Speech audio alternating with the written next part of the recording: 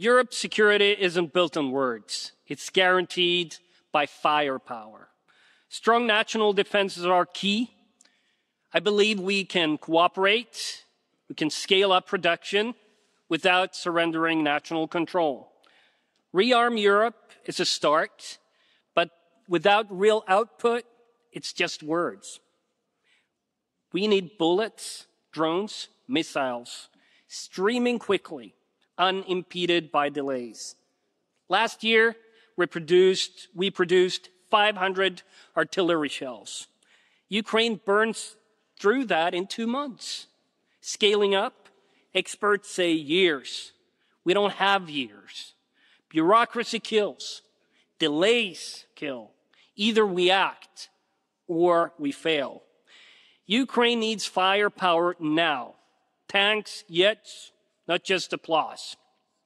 Drop the taboos, landmines, cluster bombs, because Russia has no red lines. It's time to turn plans into production, factories into force. Support Ukraine now. Peace through strength now.